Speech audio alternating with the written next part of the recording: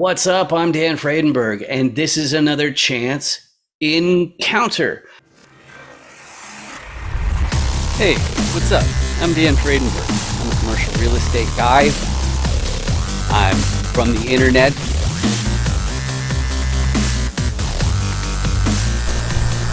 We're seeing more properties like this being built in front of a house. It's going to be torn down soon. I understand that there are power lines that are getting kind of close. What's up again? This is Dan Fredenberg, and that there is a commercial real estate building.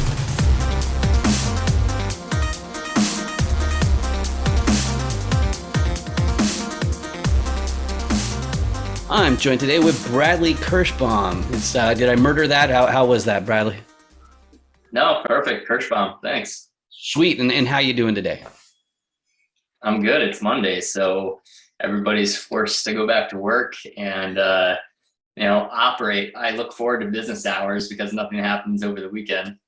Yeah, I can definitely relate. And the other thing that's amazing about today is I've got my very favorite audience member here today. And why is my favorite audience member here today? It's because this is a chance encounter where I interview commercial real estate investors. And why do I do that? Well, part of it is because it's the law. Really, the fact of the matter is, though, if anybody else is in your industry, you need to find out, hey, is there any overlap? Is there any opportunity for us to collaborate or cooperate or anything like that?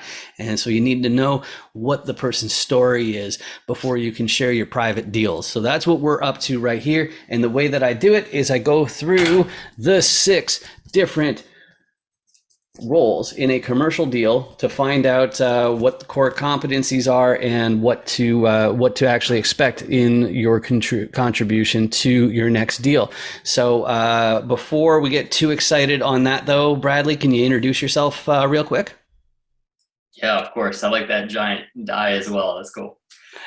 So Bradley Kirschbaum, I'm a part of Symphony Capital Group. We've been syndicating multifamily deals exclusively in the Southwest. And for the last 8-9 months, we've been focused on Texas. And what you'll see from us in the future is more deals coming out of Dallas, Texas. We're going for B plus and up quality assets, stabilized, light renovation type of deals. Beautiful. And so you've just demonstrated the fact that you're not a newbie, but let me just hit this. And then I have to hang on, I got to go over here and I hit that. And then I hit this. Kabam. There it is. I like to go through the 5 different motivations first. And the reason I do that is because sometimes I'm interviewing newbies and they'll know why they are doing what they're doing, but they won't necessarily know what role they're going to play. So I go through this first. So the first motivation I found some people have is they are eager to preserve their purchasing power. What that means is they've already got a nest egg and probably they rely on the cash flow that comes from owning their assets to make ends meet. So when inflation rears its ugly head, these guys are going to have to make a new acquisition just to stave off inflation, keep that, increase that cash flow and borrow against the assets that they already have. So that's what some people are up to. That's not my main motivation. My main motivation is trading time directly for wealth. And what that's all about is I've got a background in tech. Okay. So I own a CRM agency, which is software to manage your list of connections in your business so that you can let them know what you're doing. You can separate and segment those lists. But the other thing that I do is that the CRMs I worked in, they take orders as well. So it integrates with whatever you're selling.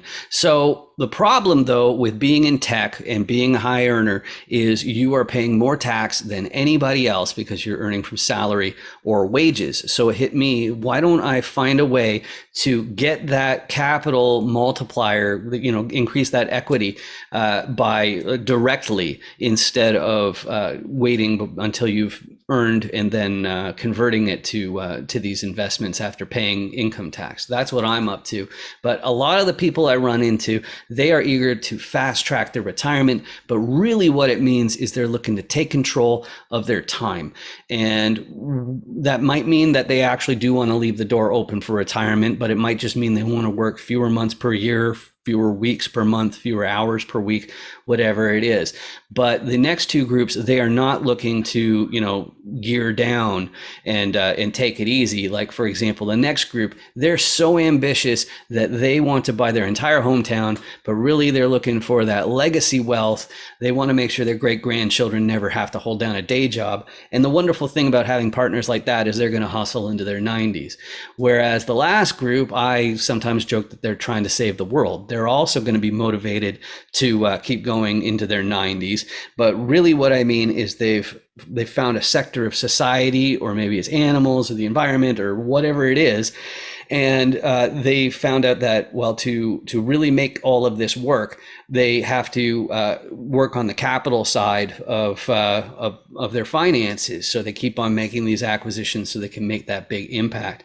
So Bradley, out of those different motivations, what really stands out and describes you best while I organize this thing, what's going crazy? Well, financially, I'd put myself kind of in that retirement category, right? Myself and a lot of other people aren't interested in working 8-9 hours a day past the age of 50, or on a better situation, maybe early 40s, right? But you can't access your traditional retirement accounts until 59 and a half. So there's a gap, there's a delta there, right?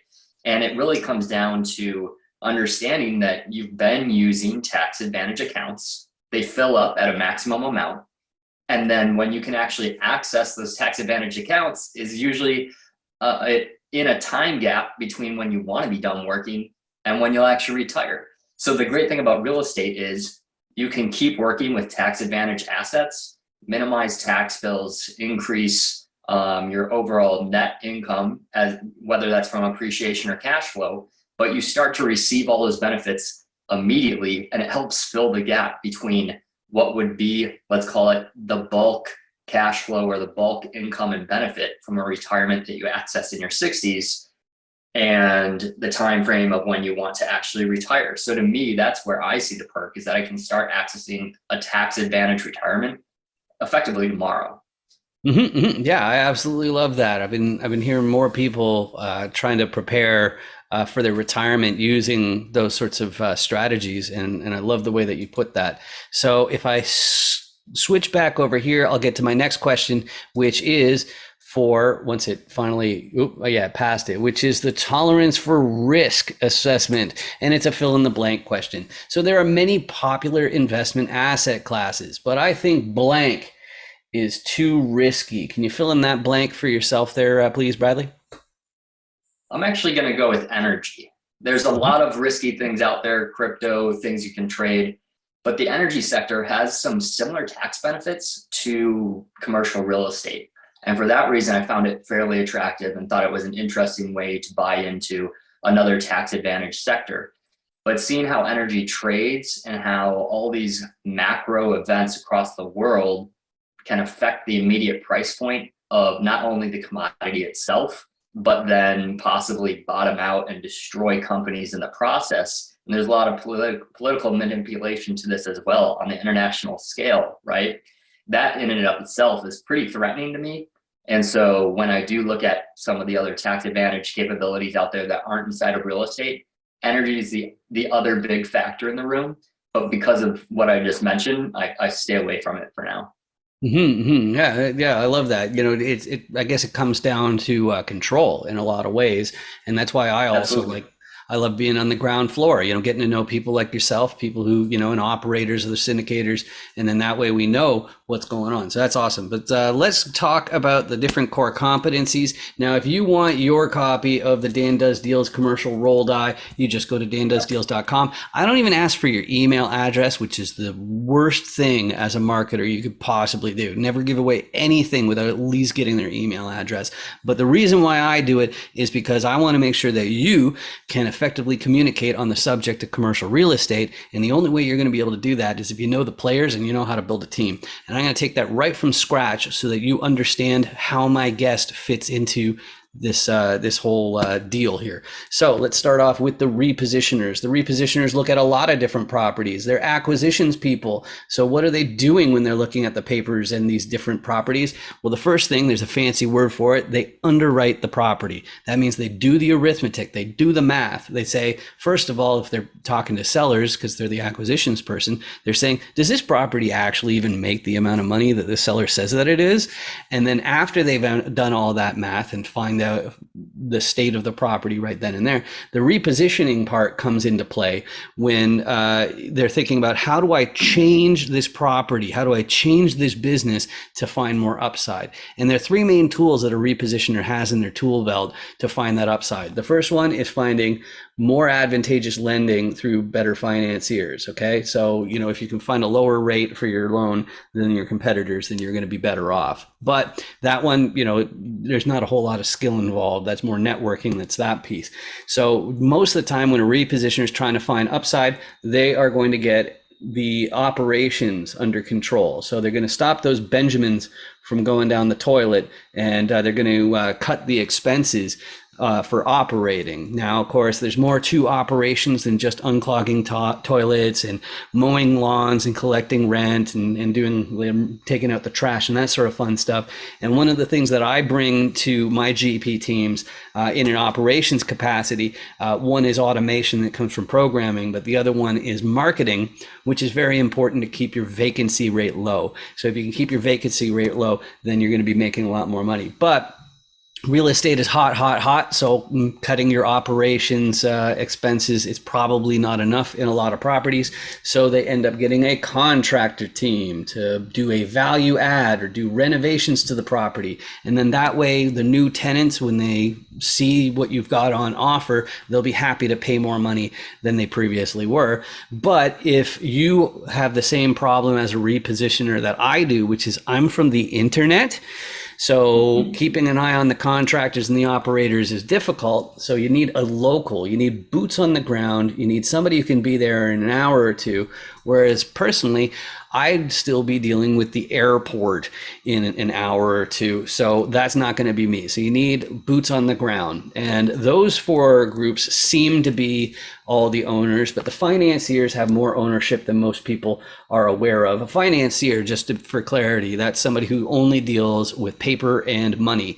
And when a repositioner turns around to the financiers and say, hey, I got this awesome looking property. This is the ownership team that I've got to run it and improve it and all that kind of stuff. And the building costs tens of millions of dollars. So financier, do you happen to have tens of millions of dollars that you want to lend us? And the financier will say, okay, this is the team. That's all that. Oh, wait a second, but who's your KP? Okay. And that's the part that a lot of coaches tend to gloss over, which is if you want to be eligible for a commercial loan, somebody has to already own a similar asset. So if it's a 350 unit apartment complex, for example, then even if your name is Elon Musk or Jeff Bezos, you still have to have somebody in the fold who already owns a similar asset, or you're not eligible for the loan. You also need a certain amount of liquidity, and then you need a balance sheet with the GP team of at least the amount of the loan. But if you have all those pieces, you've got yourself a commercial real estate deal. So Bradley, your name is a Symphony Capital Group, which makes it sound like you've got some financier aspects to it, and there's probably some repositioning going on. But where do you describe your core competencies, or that you and your company are bringing to the next deal? Sure. So repositioning is definitely a big part of it. Right now, we've got a major loss to lease situation on 200 units. We're in escrow in and closing in August, where on average, the rent is $300 below the market rate, apples for apples. And so that's a huge part of it. And that's one part having information, and another part understanding whether or not that information is correct, right? Is this actually what the market gets? Is this actually what the property could command? And will tenants actually pay this and keep the occupancy nice and high at 98, 99%, right? And so repositioning is our preferred move right now on these quality assets. We have, of course, also done renovation and prefer something that's similar to purely an interior renovation, bringing things from a 1990s look to a 2022 look. That's another aspect that we're running on this property and we've done on 5 others. Beautiful, beautiful. So then my next question has to do with your ideal property then. And when commercial investors are talking to each other, they say, hey, what's your buy box? What's your ideal property? This is what they're really asking. It's really 3 things. The first is geography. So where is it? What states? What counties? What neighborhoods even? That all goes down to geography, which is more than just location, location, location. Location is really about traffic, and you have to have a certain amount of foot traffic before a property is really going to have a lot of inherent value. But the second thing that the investors are going to want to know, the operators and whatnot, they're going to need to know the size of the deal, and we're talking multifamily here, so it's going to be unit count. That's also true with many other forms of commercial real estate, such as retail or mobile home parks. They go off of pads as well. So retail, office space, all those different ones. You tend to have self-storage as well. You have the unit count that tells you the size, whereas industrial or warehousing will be in square footage. So you need to know the geography, you need the size of the deal, in other words, unit count. And then the third one is my least favorite one, because they have one word they use for 2 different things, and that word is class. So the first meaning of class is the condition of the building, which Bradley's already mentioned. So the condition of the building is it old and beat up, or is it brand new and luxurious, or is it brand new but kind of no frills sort of thing? That's one version of the meaning class. Just how nice is the property? And then the second one, it has to do with the area that the property is in. So that has to do with the crime rates and the school districts and things like that.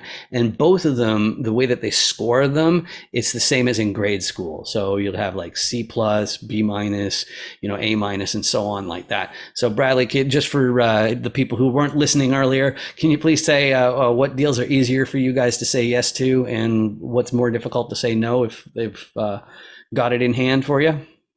Well, we stick to multifamily. We've got experience in other assets, but we stick to multifamily for Symphony. We want large scale, at least 100 units. We've done we've done about 350, and we would stay between about 200 and 300 as much as possible. We stick to that for unit count and size. For location, we want to be in a neighborhood, and we want to be in an asset where everyone finds it to be attractive, right? If you and I went and looked for a single family house, we'd prefer to be in the nice neighborhood if we could, right? And it's the same thing with rentals. We want there to be a natural draw to being in our neighborhood and being in our property, which ties into class. And we're looking for B and B plus assets that really just need some light to medium work to compete neck and neck with anything that's brand new in the area. Preferably, as we are in Dallas, we're buying in an area where brand new things cannot be built, and it makes it easier to compete with what exists right now. But really, we want that high quality class that attracts people to pay up into it or back down into it. It's the asset that they want in their particular city. All right, beautiful. And then as far as other people in commercial real estate who you are best suited to help out with, that's my favorite thing about commercial real estate, is the fact that because it's multifaceted, people are so eager to help each other and build new teams and relationships and all that. But even still, we all have certain roles where we always find ourselves needing more of those, or we find ourselves particularly well suited to help those out. Me personally, I'm always on the lookout for sponsors and KPs. And the reason for that is because I got this background in technology and marketing. So you need to have some sort of foundation before I can really be the fuel to the fire that is my best role. Whereas when you're first starting up and you have no foundations, then it's grunt work more than intelligence or whatever you want to call it. I kind of pitted myself in a corner there. So without enticing investors, well, you can go ahead and say whatever you want if you got 506C deals going on or other crowdfundings, but 506Bs, you can't entice investors if you have any ongoing deals. But as far as people who you're best suited to help, some people just say beginners, some people are looking for more advanced people, accredited investors and whatnot. Who can you help more than anybody else, Bradley? I'll throw 2 things out there. Within investors, we're 506 Charlie across the board. We predominantly work with experienced investors who are looking for particular assets They're not just looking at the numbers on a deal. They want the full story. They want to understand how this particular property fits into their portfolio, how it's different from the other stories, and what they've bought into before. So on one side, it's an experienced investor. On the other side, we look for synergy with other operators in the context that it is hard to kind of do combined co-GP situations. There's always a give and take on who's doing what or what your usefulness is to the team. But if anyone in Dallas is working within self-storage, we have a concept and kind of a synergy creation with with us helping out and connecting our tenants to your storage facilities and creating a kind of brother-sister relationship between our two properties so that everyone can benefit from exposure. So if you're in Dallas and you're doing self-storage, we have a concept we'd love to run by another syndicator. Beautiful. I love it. I love it. So that's who you like to help the most. So the most important thing then is how people reach out to you. You've got your email address and your website on there. I'm always on LinkedIn. So those are the best ways to reach you, or is there something? If your screen's large enough, Bradley at symphonycapitalgroup.com. That'll reach me 24/7. And of course, symphonycapitalgroup.com is our website. You can find us on all the major social media platforms. All right, beautiful. And so then the only thing left then, it's actually not for you, Bradley, it's for you and the camera there, which is I've been saying that I've got this social awareness program going on. It's called Stop the Big Ugly Red Buttons. And there is a big ugly red button somewhere here under my left hand here, and it says subscribe on it. It's really ugly. Okay. The only way to get rid of these ugly, terrible, awful red buttons is you click on them, and it's totally free. And then it turns it into the gray button of tranquility. I've got no beef at all with the gray button of tranquility because it actually has a magical power. The magical power is that it means that YouTube might start paying for these videos instead of me. And you want that, right? Of course you do. And it doesn't cost you anything. They don't ask for your email. They don't have, no credit cards, no silliness. But anyway, all jokes aside, what it really does is it means that my videos might show up on your list of suggestions. You'd be helping me out. You don't even have to pay attention to those other videos because I just appreciate you spending the time with us. Just like Bradley, I appreciate you joining me today. It's been great getting to know you a bit better. Thanks for having me, Dan. Awesome. Thanks. 506 BB, everyone. Oh. Get in this code. Oh, yeah, cool. Yeah, I'm on 506 BME. Okay, so how do I just open up my QR code and then I just scan it? Yeah. Like that? Yeah. Okay, and then what? And then you do the instructions. Oh, I just log in right here. Yeah. Oh, and here's your video right here. Okay. Yeah. And so this is enough for compliance, huh? Mm-hmm. Cool. So this proves that I know who you are and all that stuff? Yeah. Cool. I think everybody should 506 B me. Or you. Awesome. Thanks. I'll see you around.